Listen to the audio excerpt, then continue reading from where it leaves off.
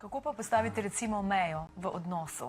Ves čas postavljamo meje v partnerskem odnosu, v službi, recimo tudi z najmlajšimi doma. Zdaj, kako postaviti mejo, ne da užalimo drugega?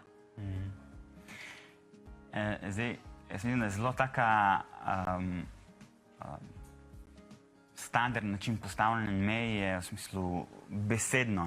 Ti pa ne boš z mano tako govoril, pa potem povzdigujemo glas, pa se na tak način skušamo nekako postaviti zase. Tukaj bi bilo povabilo, da se naučimo v bistvu razumevati pri sebi in v tišini. To je kot nek prvi korak, recimo, da se jaz zavedam, da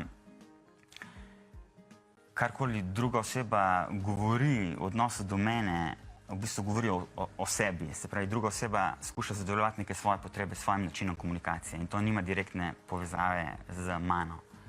Tako da tle v bistvu res ustvari to razlikovanje pri sebi.